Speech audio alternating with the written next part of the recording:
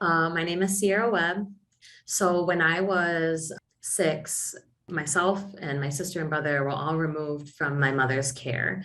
It was actually a very traumatizing experience. I remember it also vividly. I was, again, the older sibling. So I was even at 5 or 6. I remember so intensely being the responsible one in the house, caring for my siblings, and that's what I loved to do. It was just very natural for me. But it was because, my mother was going through her own hardships. She was figuring it out as a single mom of 3.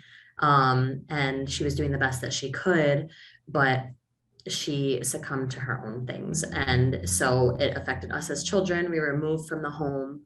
I was placed immediately with my grandparents, who a year later ended up getting divorced. So at that point, we had no idea where I was going to go, who was going to take me. I had a family member, my aunt and uncle, who had taken my brother and sister. They already had 2 of their own kids. So when I came to this point of who's going to take me, my grandparents were not able to individually care for me. My aunt and uncle stepped up and said, I'll take her, but her sister and brother need to go back with their dad. We have separate fathers, and the same mother. Right. And so that was horrible for me because I didn't understand why we couldn't all just be in the same home. I'm 6 years old wanting to be with my brother and sister. I have this fiery, unconditional love for my brother and sister that I don't think could ever be put out. There's nothing anyone, or I would say even they, could do that would make me turn my back to them or not help them if I was capable of. And so that was really difficult for me. And I navigated elementary and middle school with a lot of anger that I didn't understand. I didn't process a lot of things growing up, and I was just simply kept from my mother. So we weren't even able to process some of those feelings together, let alone, with at home where my new home was. Right. I had a lot of situations at school where I was, acting out, as they say, or being super emotional, and the teachers didn't know how to handle it. And so I was constantly in the principal's office just crying and having all these episodes.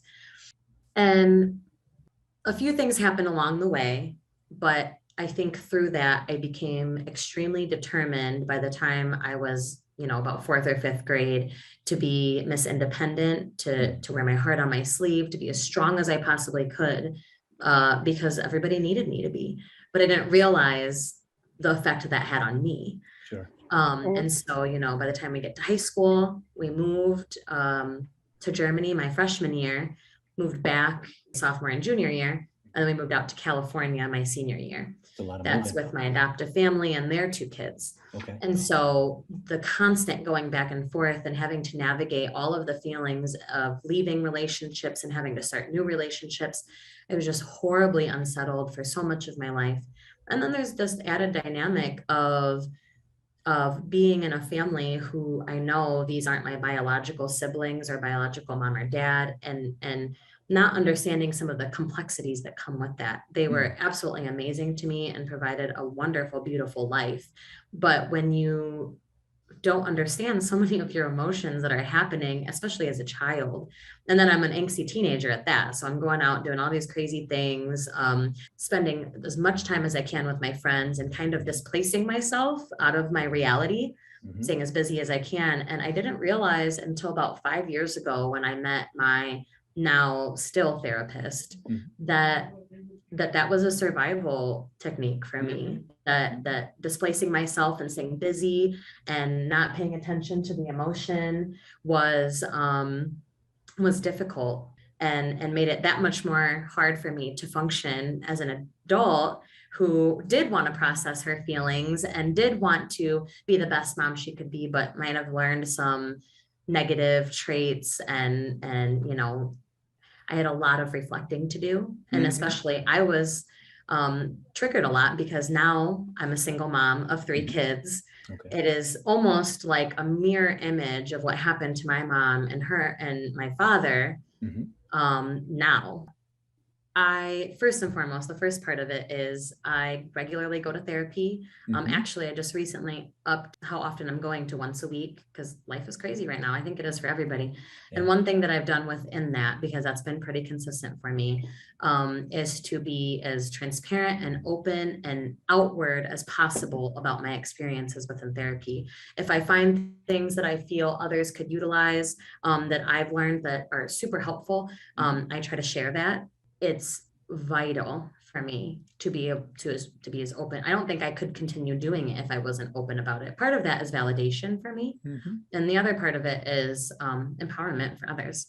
The second part of that is that I am completely out there, grassroots efforts in the community. I sit on the Human Relations Commission and I co-chair the Stop the Violence subcommittee, where our mission is to interrupt and the cycle of violence and ultimately with a goal to end it in Toledo. So I've been there for almost 2 years now, and hopefully just getting started. Within that, I have volunteered with many other entities, but I've found other opportunities to volunteer myself, particularly on committees or commissions or whatever it might be. So I sit on the Opera Community Engagement Advisory Committee, particularly with the focus on family and community engagement. That's kind of my niche, is young people, but families in general. So I sit on that committee. At the library, I am sitting on many internal committees in regards to equity, diversity, and inclusion, what outreach looks like for us, and training and development. So for example, we've working at the library, and I think I forget that counts as one too. I work at the public library, and that in itself is very social services oriented. It is. And as we're speaking, I have kids knocking on my door that want to talk to me. But do you want to just take a oh quick no, interrupt? they know they're just fine. They're just nosy is all.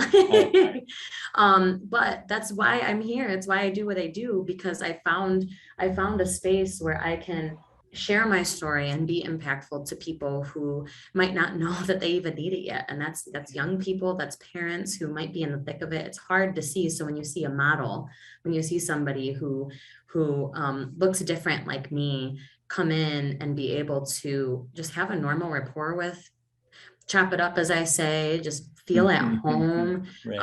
And have that safe space to process kind of what's kind of going on, and then hear somebody say, you know what, I can relate to that. I understand. That's really important to me at the library. So here I sit on the Latino Cultural Committee. I work with outreach. So the library is making a massive shift to be community hubs within certain regions. And I've taken on a task to, right? I've taken on a task to write up what that means and to advocate for more support to make sure that we are able to function within the means of what does it even mean to be a community hub? It's a lot of work to provide resources, but not the services themselves. So I feel like I'm really pushing for this shift in the library world to truly focus on the needs of the community. So then outside of that, even more, I work with the Arts Commission. Most of that is voluntary, and I'm one of those community members that if something's happened in the community, I'm just showing up. Yeah. I'm constantly engaging with people. I like to make connections and put people on to certain programs that I think might be utilized. I do everything and anything I possibly can. The church that I worked for some time and that I belonged to for over 10 years is a Unitarian church. Through my church, that's where I started my my volunteerism and love for grassroots efforts and, that level of community engagement and advocacy.